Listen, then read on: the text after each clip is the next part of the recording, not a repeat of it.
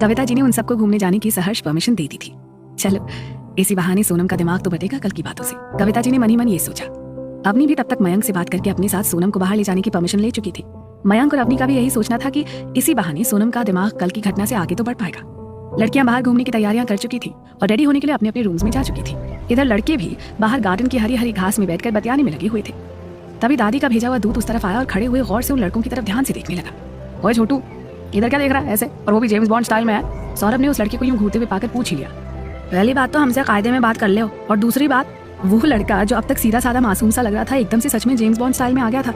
अब क्योंकि उस लड़के को छेड़ने वाले हमारे बोंगड़ महाराज थे तो उन्हें छोड़कर बाकी के लड़के हंसने लगे, और खास तौर पर उस बच्चे के कानपुरिया स्टाइल पर। सब जान गए थे कि ये बच्चा जरूर पुलकित की तरफ से होगा, क्योंकि उस भरे दरबार में सिर्फ एक पुलकित और उसके जानने वाले कानपुर से बिलोंग करते थे, और वैसे ही बोलते थे जैसा कि वो बच्चा बोल रहा था उस वक्त। अच्छा, और दूसरी कौन सी बात है रे बे? सौरभ भी उस बच्चे से वैसे ही तनते हुए बोला। और दूसरी बात यह है कि हमारा नाम छोटू नहीं अर्नव है, तो हमसे ना छुटुआ उटुआ कहे के कौनो जरूरत नहीं। उस लड़के ने एक उपेक्षित सी नजर सौरभ पर डालते हुए कहा। ले भाई, अब तेरे इतने बुरे दिन आ गए हैं कि तुझे कानपुर के बच्चे भी घास नहीं डाल रहे। रवि हंस हंस कर घास पर लौटे जा रहा था, जबकि पुलकित और अमित हल्के से मुस्कुराकर कभी सौरभ को देख रहे थे तो कभी उस बच्चे को जिसने अभी अभी खुद को अर्नव कहकर इंट्रोड्यूस करवाया था।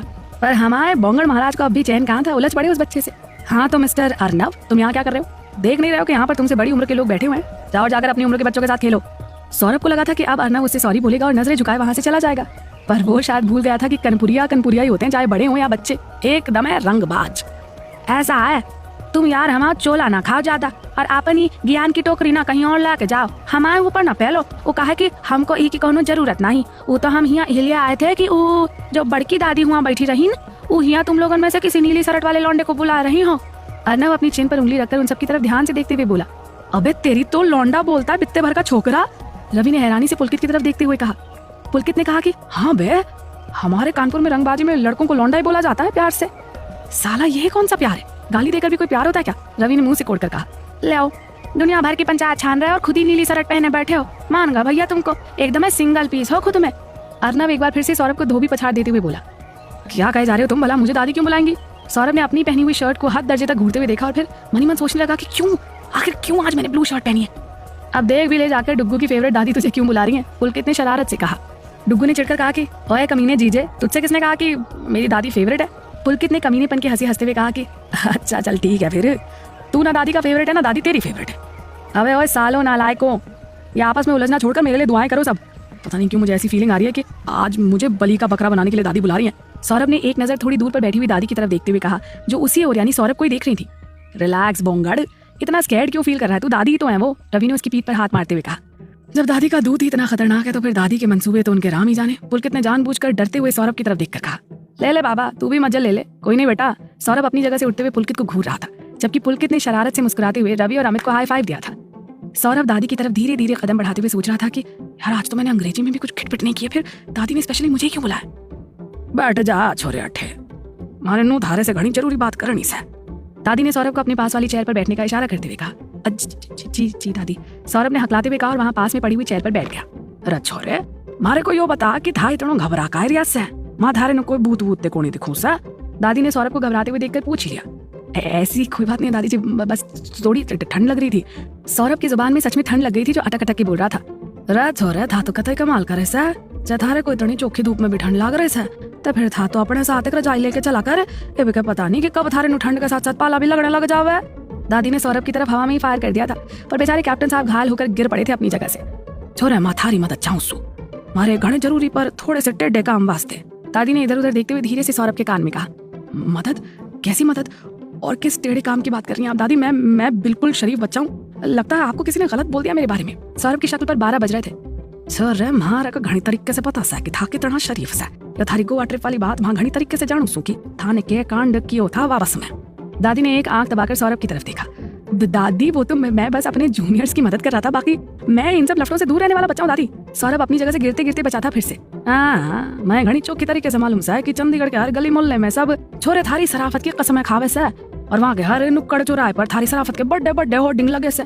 बड़े से हमारे को घुमाने वालों, तो ये बता हमारी मदद सीधी तरीके करोगे क्या? फिर हमारे को हमारी उंगली टेढ़ी करनी पड़ेगी। दादी ने अपनी एक उंगली टेढ़ी करते हुए सौरभ की तरफ देखा। क्या करना है मुझे दादी? बेचारा मरता क्या ना करता वाली तर्ज पर सौरभ ने धीरे से कहा, पर मनी मन डुग्गू को जी भर की गालियां देता जा रहा था। वो साला कमीना पता नहीं क्या क्या और कैसे कैसे दादी को मेरे बारे में झूठ सच बता के रखा है। यहाँ पहले खुद की लंका लगी पड़ी और अब ये नया कांड।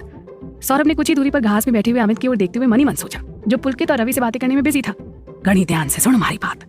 और दादी ने सौरभ के कान में कुछ फुसफुसाते हुए कहा और धीरे से रहस्यमय ढंग से उसकी तरफ मुस्कुराते हुए देखने लगी।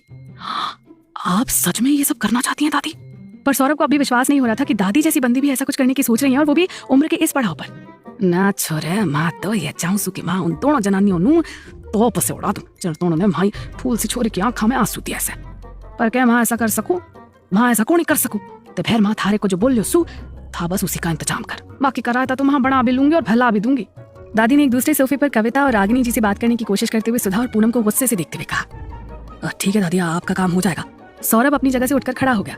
अरे सोना छोर है, दादी ने सौरभ को वापस अपनी तरफ झुकने का इशारा करते हुए कहा। ये वो कह रहा क्यों से चलो दादी मारे को ऐसे बुला रही से। सौरभ का मन भी दादी की बोली से इन्फ्लुएंस हो गया था। यो बात था अपने मन में रखना सा, अगर यो बात कल से पहले आउट हुई तो फिर था हमारे को घनी तरीके से जाने से कि माँ कितनी खतरनाक से।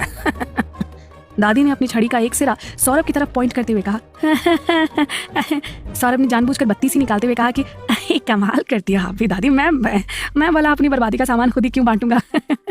दादी सौरभ को घूरने लगी थी। मेरा मतलब है कि आप निश्चिंत रहिए दादी, मैं किसी को कुछ नहीं बताऊंगा, डुक्कू को भी नहीं।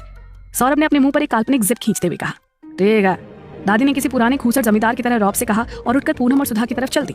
पर मनी मन कह रही थी कि बड़ा आयो हमारे को निश्चिंत रहने के लिए कहने वाला ऊद बिलाओ कहीं को। लड़कियां अपनी के साथ बाहर चली गई थी और बेचारे लड़के उन्हें बस दूर से ही जाते हुए देखकर हाथ हिलाते हुए बाय बाय बोलते रह गए थे। रीजन स्पष्ट था कि अब एकदम से लड़के भी तो जाने का प्लान नहीं बना सकते थे ना, और ना ही वो छोटे बच्चों की तरह पैर पटक पटक कर जिद कर सकते थे कि नहीं नहीं हमें भी जाना है, हमें भी बाहर घूमने जाना है, और ये कहते हुए वो जमीन पर लौट जाए। और वैसे भी अमित के दिमाग में कुछ और ही चल रहा था, जिसे वो अपने बडीज के साथ बांटना चाहता था, और उससे भी ज्यादा जरूरी कि वो पहले रवि और सौरभ के हाल जानना चाहता था कि वो लोग अपने अपने घर से क्या कांड करके आए हैं। चांदनी चौक। ये बोंगड़ कहाँ रह गया बे?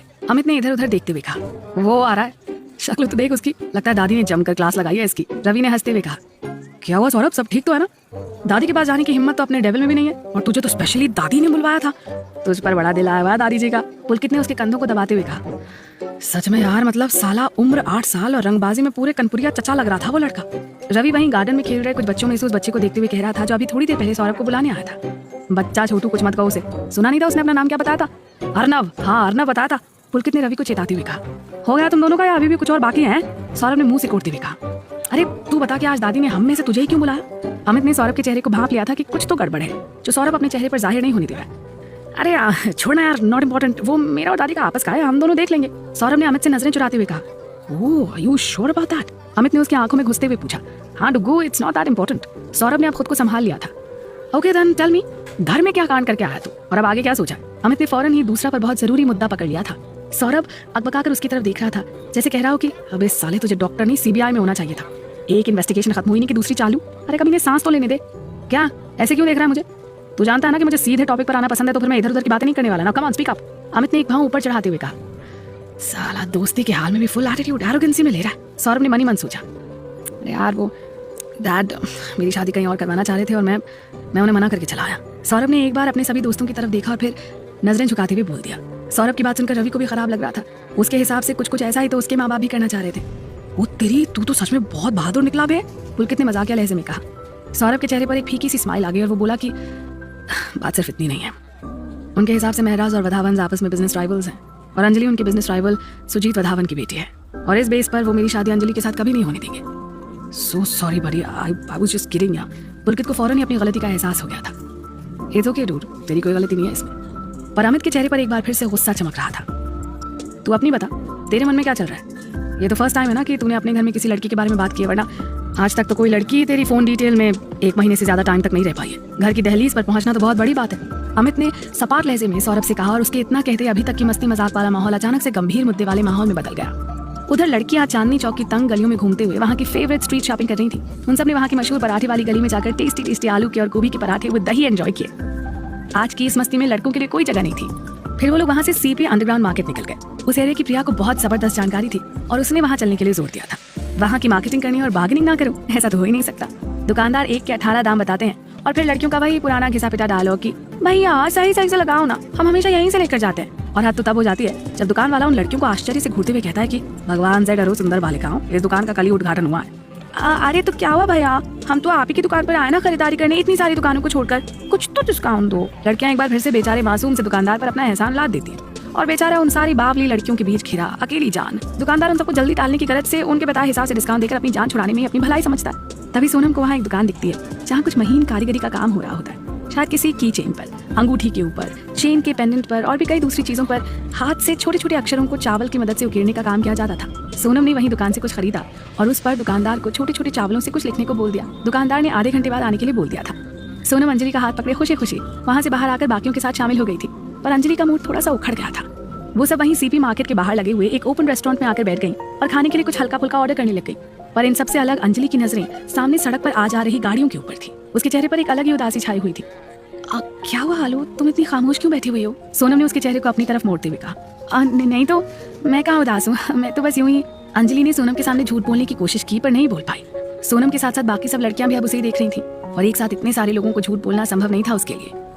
आलू, तुम हमें सच बता रही हो ना कि क्या हुआ है? जो तुम हम सबके साथ होते हुए भी हम सबके साथ नहीं हो। We all are waiting for that, okay? Sonam और बाकी की लड़कियां अंजलि को घेरे बैठी हुई थी।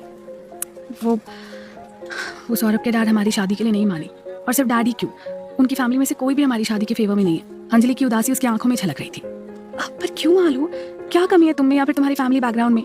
सोनम को समझ नहीं आ रहा था कि क्यों लोगों को सौरांजलि की शादी से कोई प्रॉब्लम है। अंजलि तो उसके जैसी भी नहीं है। फिर भी सौरभ के डैड और मेरे पापा आपस में बिजनेस राइवल्स हैं, यही एक बहुत बड़ी बात है। वो लोग इस शादी के लिए तैयार नहीं है।